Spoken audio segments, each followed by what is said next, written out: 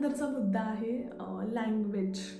तर इथे जर्मन भाषा बोलली जाते आणि आपल्या डे टू डे लाईफमध्ये आपल्याला माणूस हा समाजशील प्राणी आहे, सगळ्यांना माहिती आहे. सोसायटीशिवाय आपण राहू शकत नाही. आपल्याला कुठल्या ना कुठल्या मार्गाने तरी आपला संबंध सोसायटीची समाजाशी असतोच. आणि आपण जर समाजाशी कम्युनिकेट संपर्क व्यवस्थित आपल्याला नाही करता आला तर हा खूप मोठा प्रॉब्लेम आहे. तुम्ही घरातल्यांशी बोलू शकता किंवा फोन करून भारतातल्या लोकांशी तुम्ही संवाद ठेवता, तिथपर्यंत ठीक आहे. पण कुठेतरी बाहेर जेव्हा आपण वावरतो तेव्हा आपल्याला संवाद साधावा लागतो, गरज भासते. म्हणजे ती आपल्याला एक गरजच आहे आपल्याला कम्युनिकेशनची.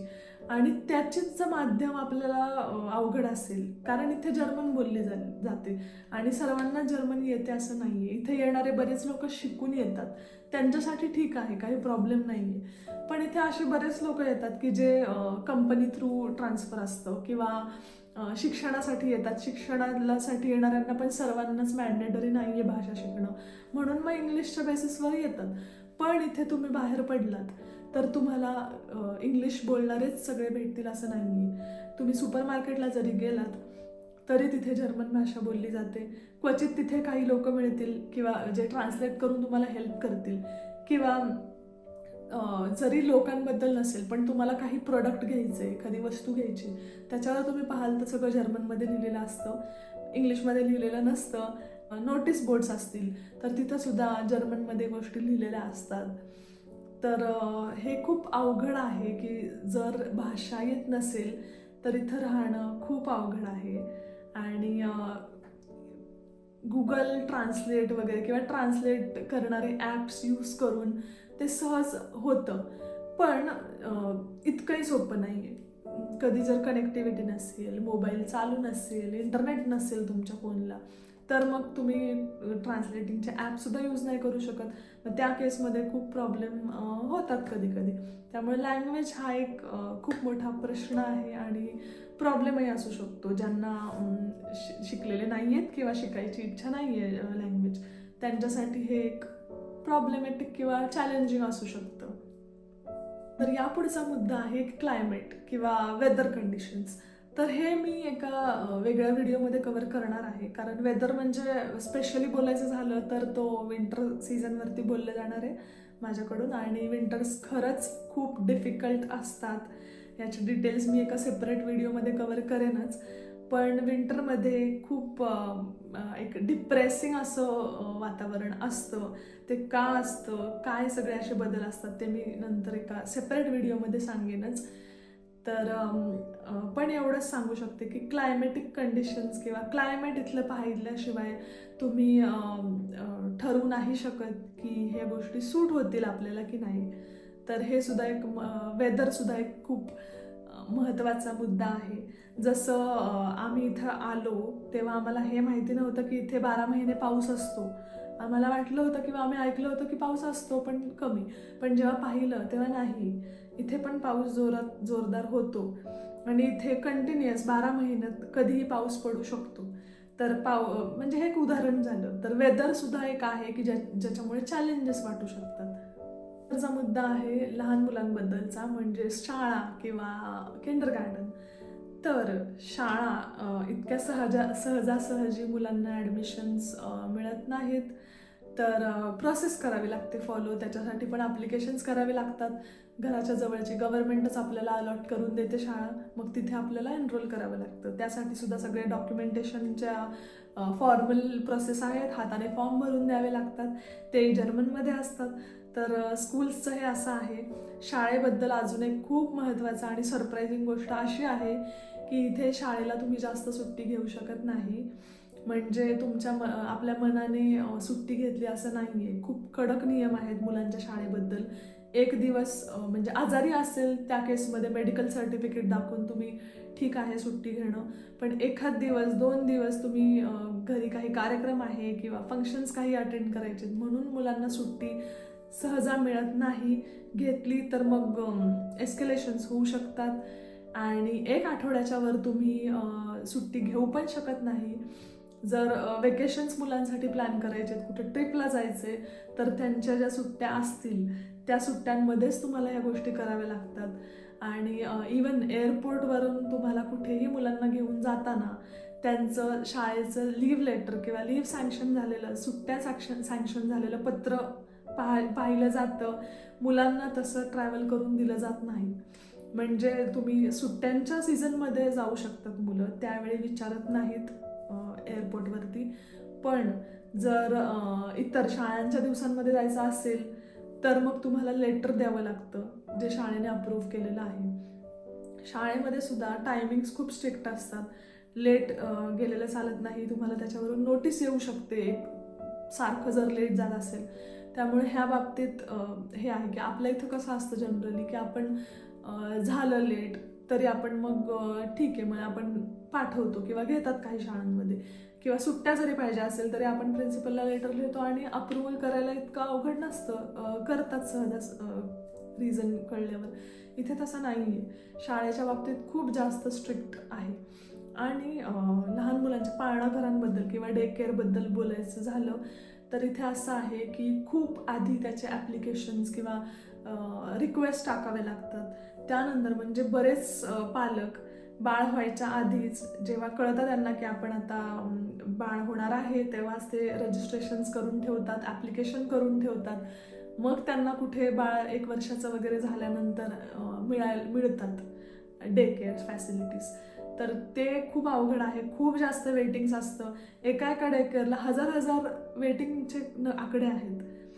म्हणजे खूप 2-2, 3-3 वर्षाची मुलं होईपर्यंत जर त्यांचे जरी जन्माच्या आधीपासून त्यांनी अप्लाय केलेलं असलं तरी काही काही लोकांना 2-2, 3-3 वर्ष लागतात मुलांना हे मिळायला, किटा फॅसिलिटी किंवा डे केअर्स मिळायला. तर हे खूप जास्त चॅलेंजिंग आहे. त्यात जर दोघं आई वडील जॉब करत असतील तर त्या केसमध्ये काही वेळा बघितलं जातं की ठीक आहे दोघं जॉब करतायत तर मग प्रायोरिटी दिली जाते. पण बरेच वेळा असं होतं की आई वडील दोघंही जॉब करत असले तरी प्रायोरिटी वगैरे न मिळता मुलांना आहे तेवढा वेळ वेट करावं लागतं. म्हणजे 1.5-2 वर्ष आरामात लागू शकतात. तर हा पण एक खूप चॅलेंजिंग पार्ट आहे. मुलं जर असतील तुम्हाला तर त्यांना शाळा किंवा केटासाठी एवढं वेटिंग असेल तर हा पण एक खूप मोठं एक चॅलेंज आहे. आपल्या इथं कसं की आपण जाऊन डे केअरमध्ये एनरोल सहज करू शकतो, ॲडमिशन घेऊन फी भरून होऊ शकतं. चांगली गोष्ट ही आहे की इथे फ्री आहे. डे केअर किंवा शाळा फ्री आहेत. पब्लिक स्कूल्स, इंटरनॅशनल स्कूल्सला फी जास्त आहे, पण जनरली जर पब्लिक स्कूलला घातलं तर ते फ्री असतं. फक्त मग खूप वाट बघावी लागते आणि सगळं डॉक्युमेंटेशन गव्हर्नमेंटच्या प्रोसेसेसप्रमाणे जावं लागतं. आता ह्यानंतरचा मुद्दा आहे एक कल्चरल किंवा आपण असं म्हणू शकतो की ज्या लोकांना आपल्या इथल्या कल्चरची खूपच सवय आहे, म्हणजे आपल्या मातीशी घट्ट नातं आहे, आपले सणवार आवडतात साजरे करायला किंवा परमेश्वराची भक्ती, हे सगळ्या गोष्टींशी खूप जोडलेली जी लोक असतात त्यांच्यासाठी इथे अवघड असू शकतं. किंवा जी लोक आपल्या घरच्यांशी सुद्धा खूप जास्त म्हणजे कधी बाहेर राहिली नाही आहेत किंवा एज्युकेशन सुद्धा घरी राहून केलेलं आहे, बाहेर बॅचलर राहून कधी कॉलेज केलं नाही आहे, जॉब केला नाही आहे, अशा लोकांसाठी खूप अवघड ठरू शकतं. तर यात सुद्धा ज्या लोकांना इथे फॅमिलीशिवाय यावं लागतं, एकटे येतात आणि जे कधीच याआधी बाहेर राहिलेले नसतात त्यांच्यासाठी अवघड यामुळे होईल की कॉल्सवर, व्हिडिओ कॉलवर आपलं बोलणं होतं किंवा इथं मराठी मंडळं आहेत जिथे तुम्ही जाऊन लोकांना भेटू शकता. पण आपली फॅमिलीची जी अटॅचमेंट असते ती नाही मिळू शकत इथे. जरी तुम्ही बाहेर मराठी मंडळातल्या लोकांना जरी भेटलात किंवा घरच्यांशी तुम्ही व्हिडिओ कॉलवर जरी बोललात, पण तो एक प्रेझेन्स असतो तो नाही मिळू शकत. जसं आपण म्हणतो की आपण तिथे भारतात जेव्हा राहतो तेव्हा आपण म्हणतो की घरात मोठी माणसं फक्त असणं सुद्धा महत्त्वाचं आहे. भलेही त्यांची काही आपल्याला घरात मदत असो नसो, म्हणजे पण घरात असणं त्यांचं महत्त्वाचं असतं.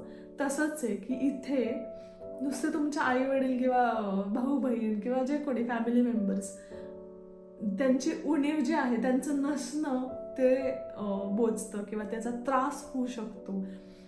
त्यानंतर जे लोक खूप आपले फेस्टिवल, सण आवडतात किंवा परमेश्वराचं खूप ज्यांना भक्ती आहे अशा लोकांसाठी इथे साजरे केले जातात सण, किंवा मंदिरं सुद्धा असतात जिथे जाऊन लोक विकेंड्सला टाइम स्पेंड करू शकतात.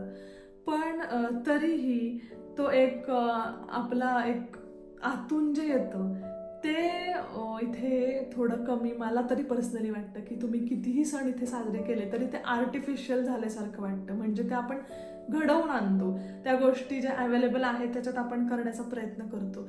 पण आपल्या इथे उदाहरण जर घ्यायचं झालं तर आता संक्रांतीचंच आपण उदाहरण घेऊ, की आपल्या इथे बायका जसा सण साजरा करतात, सगळ्या एकत्र भेटून सुगडांची पूजन करून मंदिरामध्ये जातात.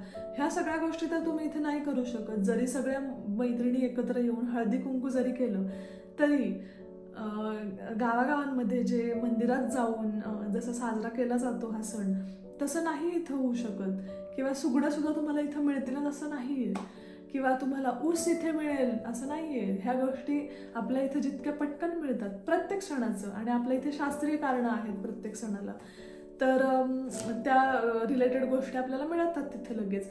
आणि महत्त्वाचं म्हणजे आपली फॅमिली किंवा आपले आजूबाजूचे जे लोक आहेत ज्यांच्याबरोबर आपण सण साजरे करतो तसं इथं असतीलच असं नाहीये. तर त्यामुळे तो एक खूप चॅलेंज असू शकतो. आणि मंदिरांमध्ये जरी तुम्ही इथे गेलात तरी तुम्हाला वेळ काढून ठरवून जावं लागतं. तुम्हाला लांबपर्यंत म्हणजे निवडक मंदिरं आहेत त्यामुळे तिथे जाणं प्लॅन करून जावं लागतं. असं नाही आहे की तुम्हाला आज खूप डिप्रेसिंग वाटतंय आणि तुम्ही आत्ता उठून लगेच मंदिरात गेलात असं घराजवळ. जसं आपल्या इथे की तुम्हाला आलं म्हणत की चला जरा मंदिरात जावं, तर आपण लगेच उठून एक जाऊ शकतो. आपल्या घराच्या जवळ मंदिरं असतातच कुठली ना कुठली, तर ते इथे नाही करू शकत. तर हा एक मोठा चॅलेंज असू शकतो. जर तुम्ही खूप तुमची नाळ एकदम जोडलेली आहे आपल्या मातीला, तर मग ह्या गोष्टींनी खूप त्रास होऊ शकतो आणि मग ते सहन करावं लागू शकतं. तर हा असा एक मुद्दा होता. तर ह्या मुद्द्याला जोडूनच आणखी एक गोष्ट म्हणजे सण, घरच्यांचे नातेवाईकांचे कार्यक्रम. तर आपण तिथे असतो त्यावेळी समजा लग्न समारंभ, वाढदिवस हे सगळं आपण एकमेकांच्या म्हणजे आलं म्हणतो की आपण जाऊ शकतो. पण इथे आल्यानंतर बऱ्याच अशा गोष्टी असतात की ज्या मिस कराव्या लागतात. काही लोकांना तर सख्ख्या भावंडांच्या लग्नांमध्ये सुद्धा जाता येत नाही. तर असंही होतं बऱ्याच जणांचं. पाहिलंय आम्ही की अगदी घरातलं लग्न आहे किंवा घरातलं मोठं फंक्शन आहे पण जाता येत नाहीये. त्याला बरीच कारणं असू शकतात. फ्लाईट तिकीट ऐन वेळेस मिळत नाहीत किंवा आधी जरी मिळाले तरी खूप कॉस्टली असतात. बाकी गोष्टी, वेदर कंडिशन्स, चालू आहेत नाही आहेत फ्लाईट, किंवा ऑफिसेसमधून सुट्ट्या मिळणं, मुलांना शाळांना सुट्ट्या मिळणं, ह्या बऱ्याच गोष्टी मॅनेज कराव्या लागतात. त्यामुळं आपल्या इकडचे कार्यक्रम मिस करावे लागतात. तर ज्यांना खूप कार्यक्रमांना जायची इच्छा असते, आवड असते, त्यांना मग हे मिस करावं लागतं. आणि स्पेशली कार्यक्रमांमधलं जेवण, तर लग्न समारंभ असू दे किंवा गावागावांमध्ये मंदिरांमध्ये जे जेवण असतं, महाप्रसाद असतात, हे जेवण मिस करावं लागतं. आणि तुम्हाला माहितीच आहे सगळ्यांना की घरी आपण आता उदाहरण एखादी भाजी घरी आपण केली आणि तीच महाप्रसादात खाल्ली तर तो फरक असतो. ती मंदिरामध्ये खूप छान लागते. गावागावांमध्ये तुम्ही कधी खाल्ला असेल, ज्यांना माहिती असेल की उदाहरण शिवरात्रीचंच, महाशिवरात्रीला जे महाप्रसाद असतात त्याच्यातला तो जो स्वयंपाक तुम्ही घरी बनवला तर तो त्या टेस्टचा होत नाही जो मंदिरामध्ये मिळतो. त्यामुळे इथे जरी घरी राहून जरी तुम्ही इथेही बनवू शकता त्या भाज्या किंवा ते जेवण, पण ती टेस्ट, तो अनुभव नाही मिळू शकत. तर हे असं आहे या मुद्द्याला धरूनच. तर हे असे बरेच मुद्दे मी कव्हर करण्याचा प्रयत्न केलाय की ज्या गोष्टी माहिती नसतात. आणि महत्त्वाचं हे म्हणजे दिनक्रम, आपलं रुटीन. इथे तुम्ही उठता, ज्यांना मुलं आहेत त्यांना उठून पहिलं मुलांना शाळेत सोडण्याची तयारी करावी लागते. शाळेत सोडून स्वतःचं काय जॉब वगैरे असेल ते सर्व पाहावं लागतं. प्रत्येक गोष्ट आपली आपण करावी लागते. म्हणजे झाडू पोछा झालं, जे काय असेल सगळी कामं स्वतःच करावी लागतात. इथे कुणीही तुम्हाला घरातल्या मदतीला येणार नसतं. तर ह्या गोष्टी आहेत. आणि संध्याकाळी तुम्हाला म्हणजे सतत ते प्लॅन करत राहावं लागतं, ह्यानंतर हे काम सगळं. कारण स्वतःच तुम्हाला इथे मुलं जर असतील तर असं नाही आहे की मुलं थोडा वेळ आहेत म्हणजे आजी आजोबा बघतायत किंवा आहेत फॅमिलीमध्ये, जॉईंट फॅमिली जिथे असतात किंवा गावात असतात की इथे खेळतायत मुलं बाहेर, असं नाही आहे. मुलं सतत तुमच्या ह्याच्यावर असतात. त्यामुळं गोष्ट असं आहे की तुमचं रुटीन एक फिक्स होऊन जातं. तर हे in general day to day लाईफमधले चॅलेंजेस आहेत. तर ह्या गोष्टी नाही बोलल्या जात सोशल मीडियावर, नाही सगळेच सांगत की हे असे असे चॅलेंजेस आहेत. पण हो, हे माहिती असलं पाहिजे, कारण आपण इम्प्रेस होतो फोटोज बघून, इन्स्टावरचे रील्स किंवा फोटोज बघून किंवा यूट्यूबवरती काही गोष्टी शॉर्ट्स व्हिडिओज बघून आपण इन्स्पायर होतो आणि आपल्याला माहिती नसतं, क्लॅरिटी नसते की आपल्याला का जायचंय परदेशात, आपल्याला का जायचंय. पण परदेशात ह्या सगळ्या गोष्टी आहेत.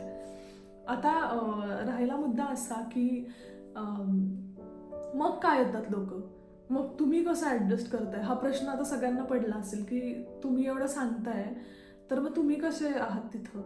तर काही कमिटमेंट्स असतात, काही गोष्टी ठरवलेल्या असतात, त्याप्रमाणे करणं गरजेचं असतं. त्यामुळे आम्ही इथं आहोत. जसे निगेटिव्ह पॉईंट्स आहेत तसे काही पॉझिटिव्ह पॉईंट्ससुद्धा आहेत. आपली प्रायोरिटी कशावर आहे, आपला एक ॲनालिसिस केला पाहिजे प्रत्येकाने की हे प्रॉब्लेम्स आहेत, हे सगळ्या चांगल्या गोष्टी आहेत, आपली प्रायोरिटी कुठे आहे त्याच्यावर ठरवणं गरजेचं असतं. त्यात आमच्या प्रायोरिटीजप्रमाणे, आमच्या कमिटमेंट्सप्रमाणे आम्ही इथे आहोत. पण जे काही प्रॉब्लेम्स आहेत ते आहेतच आणि ते सर्वांना माहिती व्हावेत, त्याच्यासाठी हा व्हिडिओचा घाट घातलेला आहे. आता तुम्ही म्हणाल की हे सगळं ऐकून लोकांनी यायचं की नाही, तर असं नाही आहे. तो ज्याचा त्याचा एक वैयक्तिक प्रश्न आहे, प्रत्येकाच्या गरजा वेगळ्या असतात.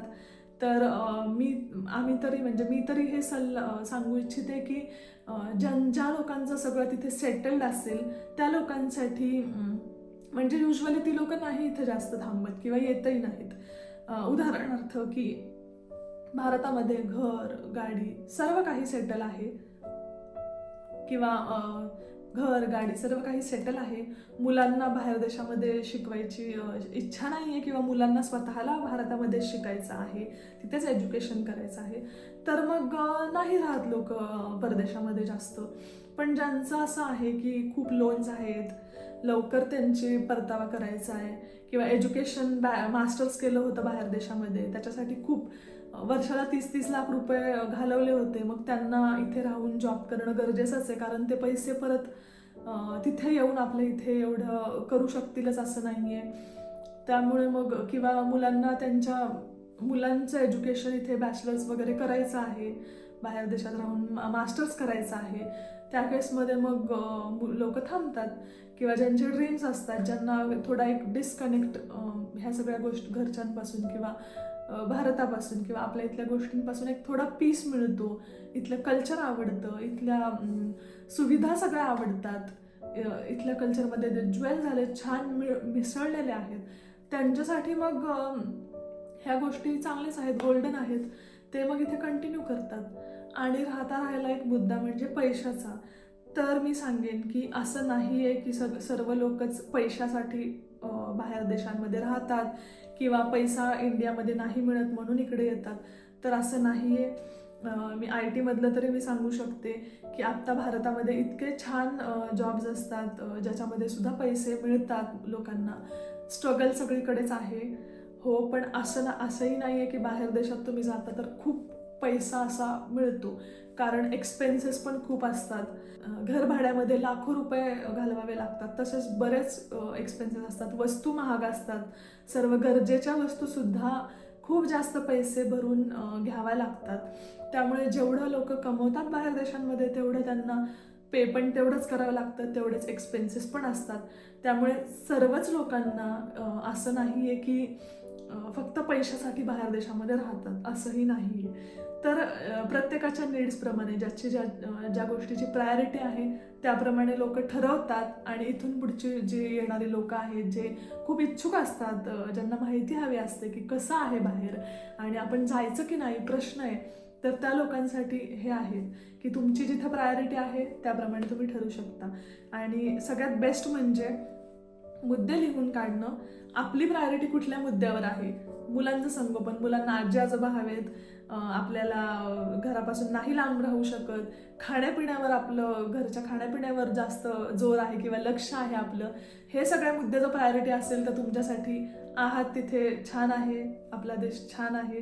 पण ज्यांची प्रायोरिटी दुसरी असेल की नाही खूप पुढे जायचं आहे करिअरमध्ये, अशा पोझिशन मिळवायच्या ज्या तिथे राहून नाही मिळू शकत आहेत, किंवा मुलांना मास्टर्स करण्यासाठी त्यांचं भवितव्य ह्या कल्चरमध्ये वाढवायचं असेल, किंवा इथलं कल्चर आवडत असेल, इथलं लँडस्केप किंवा इथल्या नेचर, इथले जे जागा एक्सप्लोअर करायच्या असतील, आवडत असतील, थोडं आपल्या कल्चरपासून, आपल्या संस्कृती किंवा आपल्या लोकांपासून थोडा डिस्कनेक्ट किंवा थोडं दूर हवं असेल, अशा लोकांसाठी प्रायोरिटीज जर ह्या असतील तर मग त्यांच्यासाठी, किंवा एक महत्त्वाचा मुद्दा, इथे पॉल्युशन खूप कमी आहे, प्रदूषण खूप कमी आहे, तर मग ते सुद्धा जर एखाद्याचा फॅक्टर असेल की जर नाही छान वातावरणात जिथे प्रदूषण रहित अशा ठिकाणी जायचे, ह्या जर प्रायोरिटीज असतील तर डेफिनेटली तुम्ही परदेशात किंवा युरोपात येऊन राहू शकता.